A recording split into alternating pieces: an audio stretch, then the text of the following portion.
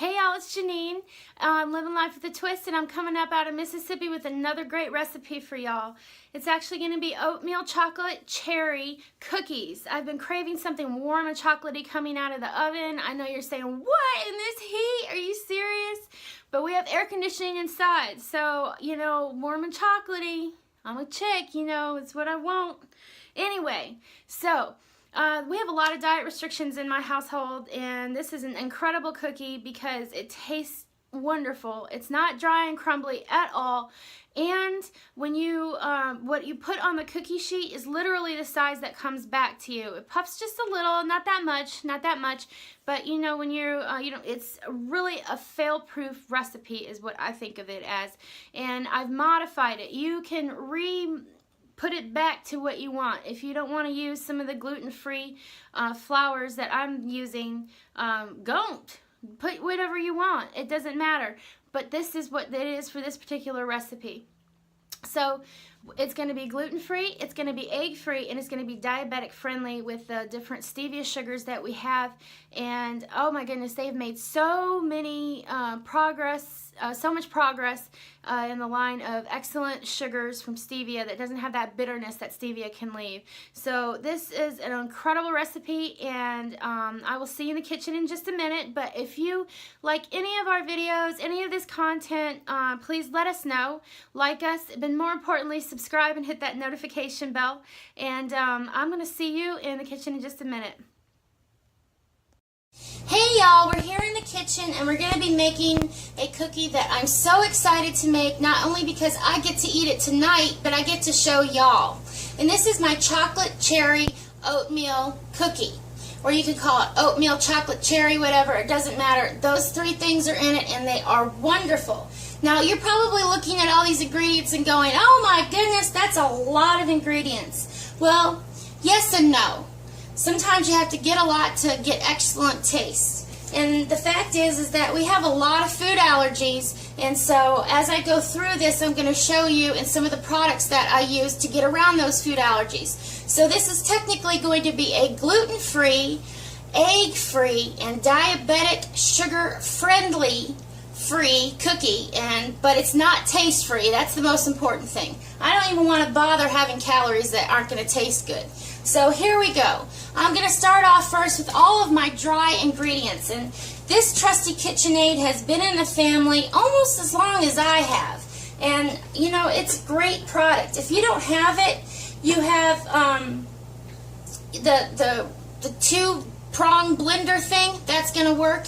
If you don't have that, I actually would say wash your hands really well or use gloves and mix this all together in the end, because that's going to be easier to do so than blending with some of the with anything else because of the oats. So, but first I want to start off with my gluten-free flour blend, and actually I am going to, when I put the recipe down below, it's going to be written as the gluten-free, egg-free, everything-free but taste-free cookie, as well as if you just want to make it with everything regular because you can eat it. Okay, so first off, I'm going to be putting in 1 cup of gluten-free flour, my gluten-free flour blend. Now you can use any gluten-free flour blend that you want. I don't want to get any of this falling out, but I'm using Bob's All Natural, and I had a little fall here, and I know this is clean because I just cleaned it, so I'm going to put that back in there. Okay. Next I have 2 cups of oats. And these are just going to be any regular old oats that you get. You're not going to want to get the old-fashioned oats that you have to cook for hours on end. This is going to be of your 5-minute quick oat variety. You know, Quaker or whatever you want to get. Organic if you can, whatever. It's up to you, but it's the quick oats. And next it's going to be a 1/2 cup of almond flour. And I have no substitutions for that. It's just almond flour. It works great in the recipe, and that's what we're going to be using in this particular cookie. Okay, followed by 1.5 teaspoons of baking soda. You heard me right, I said baking soda, not baking powder. And this actually makes a wonderful cookie. Baking soda in different amounts and different things that you make is, you'd be really surprised. It's great. You'll find it in a lot of recipes, but I'm just saying sometimes you'll see it in combination with baking soda and baking flour, or baking powder, but we're just using the baking soda. Next is just a small amount of salt, which is 1/8 of a teaspoon. Now I'm kind of a stickler. You know, when I measure things out, I take a knife and I go across, because baking is an exact science. So somebody might say 1/8 of a teaspoon is a good pinch. Okay, but I use the 1/8 because baking is a chemical science. It's not like cooking where you can, you know, chop up a few vegetables and throw it in the pan and it can be different each time. We're baking, so that's going to be 1/8 of a teaspoon of salt. Okay, next, here comes in our diabetic friendly portion. And this is going to be starting with our white sugar. That's what it looks like, doesn't it? It looks like plain white sugar, but that's not true. In fact, it is called Pure Organic Stevia Granular All-Purpose Sweetener. And we like this one here at the house. It doesn't have any bitterness that sometimes the stevia blends can have. And it's exactly looking like white sugar that you would get, but it's not. And it just works perfect. Once we found this, we said, that's it. This is what we're going to be buying. And this and everything else that I show you is actually going to be linked, so you can purchase it if you like. But we found that Pyure, Pyure, and we love it. We absolutely love it. And you can also get it at Walmart. But we are going to have the purchase. Some people actually do like to buy stuff off the internet only, you know, whatever you can get, it works for you. Now, okay, so that's our white portion of it, white sugar. We're going to have brown sugar, right? Okay, not so fast. We have right here for our brown sugar portion, this is diabetic friendly, as I said, this cookie. It's going to be the Sukrin Gold. This is a company from Norway, and it's an erythritol blend. And that's about all I can tell you about that, because I do not speak Norwegian. But we're going to have the link below, and you can find that. I do not know of where to purchase this in store, so I couldn't even begin to guess that. But we came across this mostly involved in our keto recipes and things, and you know, we gave it a try and we love it. And they also have a wonderful syrup that we use in other recipes, but today we're using the Sukrin Gold, which is the brown sugar. And I'll tell you what, you can't tell the difference. You know how brown sugar packs down? It packs down. You really cannot tell the difference as far as texture-wise.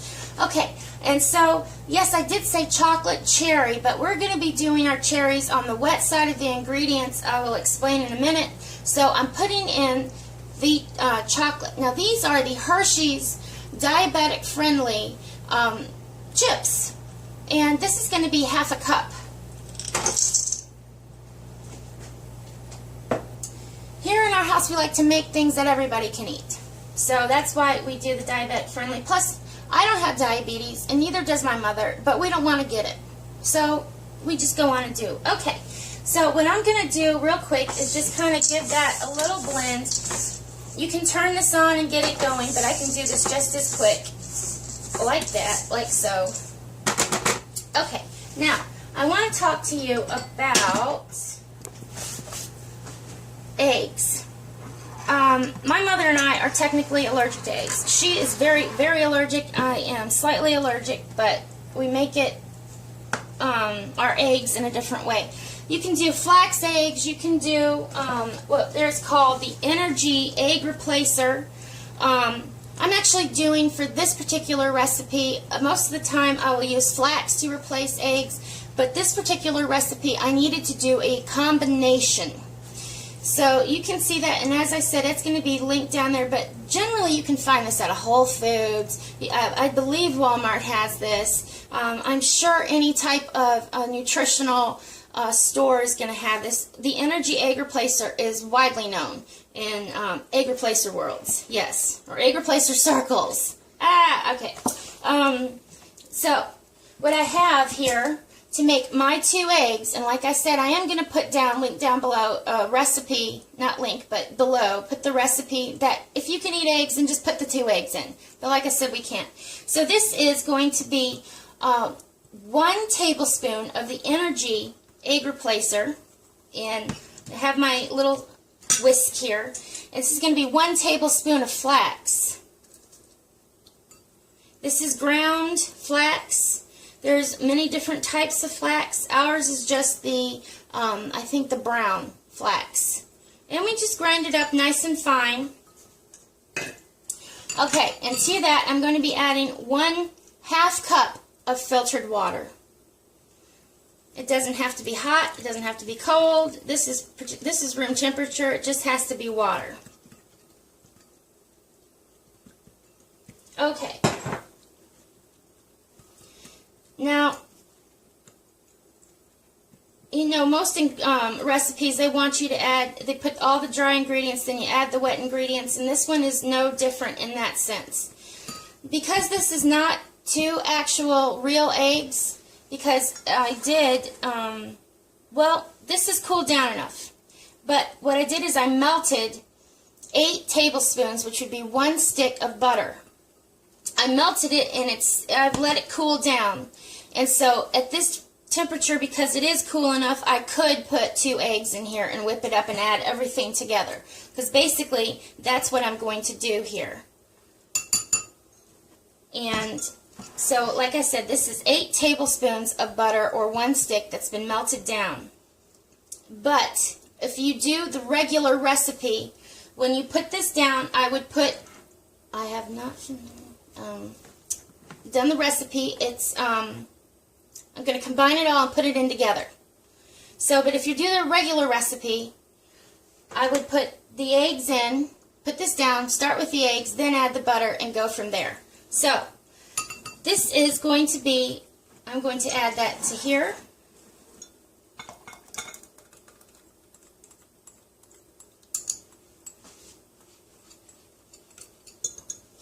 Matter of fact, I am going to get, I like to get every little bit. Like I said, I'm a real technical baker. If that's what's supposed to go in, then I like to get the whole thing in. Or as much as possible. Okay, next I'm going to be adding my 1 teaspoon of vanilla. And I'm going to add that to this mixture as well. And give that a little stir. Okay, next I have here is 1/3 cup of cherries. These were dry cherries. What I like to do, my quick tip when I use them in cookies, and this goes for oatmeal raisin as well, if you're using those dried fruits, I like to chop them up and add boiling water to them and let them sit for about 5 minutes. Then I drain them out, and this is what I have left. And that's also going to be in the recipe below. So, I just add everything together. Technically it's wet, and so we'll just put that all together. Now if you don't want to bother with the cherries, chopping them up and putting the hot water on them, you don't have to, but I do believe that it makes the cookie better. When you put your chocolate chips in there, then that's when you would add those cherries. And you know what? If you don't have cherries and you have raisins, then go on and add that. But, you know, chocolate cherry just sounds wonderful to me. So that's why we're having chocolate cherry. Okay. Now, this being the KitchenAid, of course, I have that. I'm going to start this at a low speed, because I really don't need to go too fast anyway. And I'm just going to add this right in. I'm going to turn it up a little bit here in a moment after I make sure I get all of that in there. Okay, and now, here we go.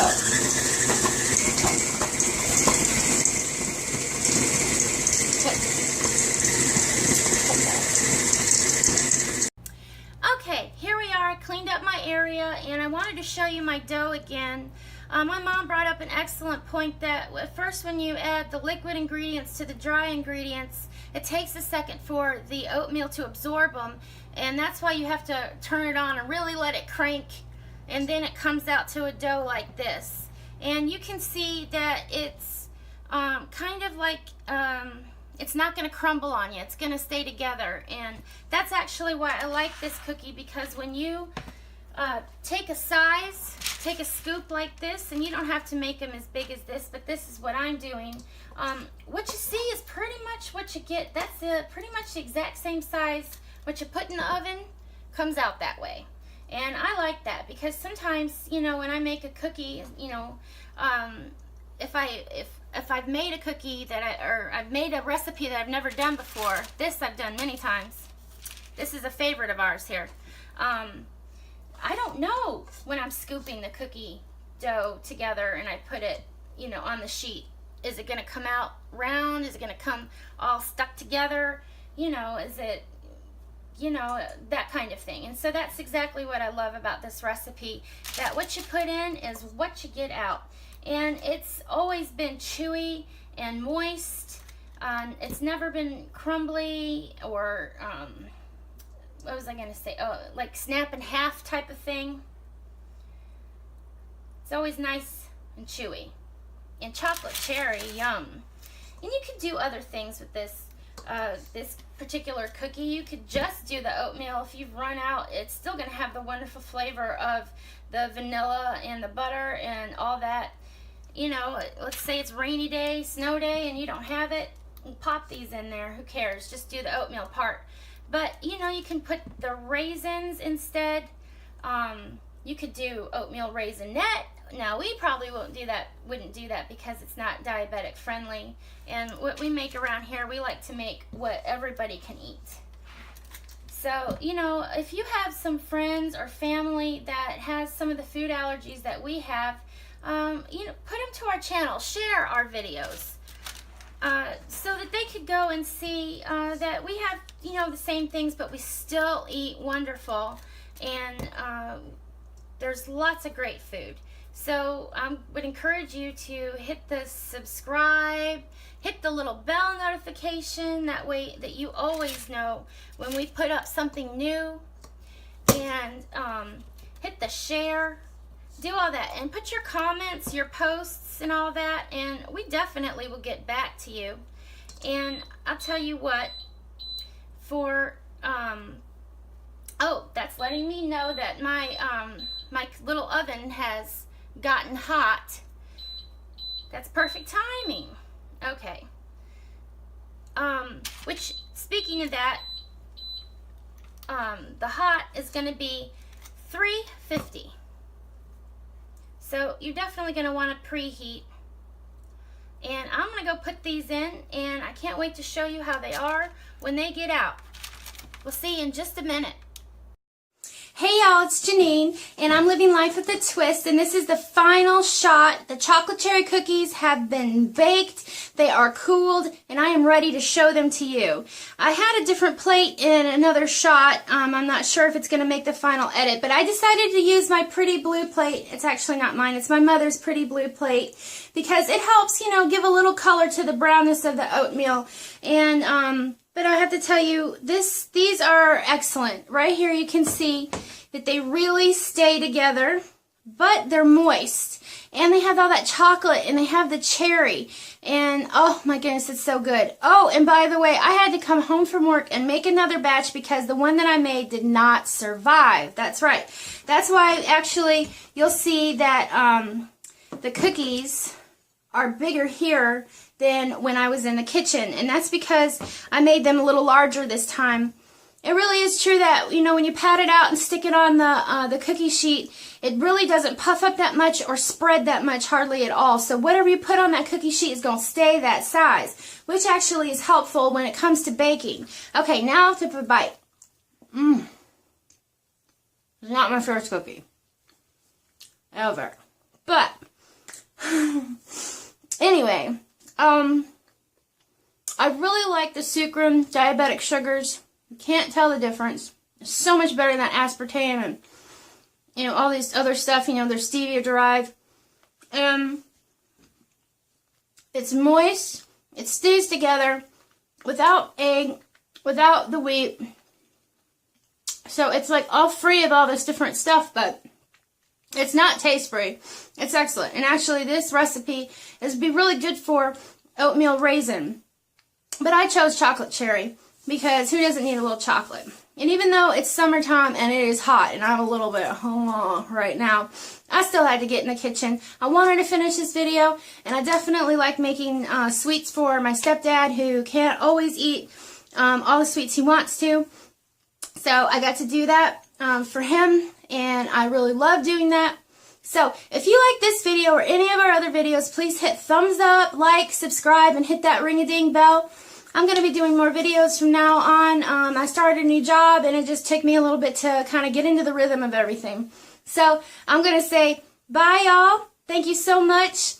Keep living life with a twist and be blessed as always.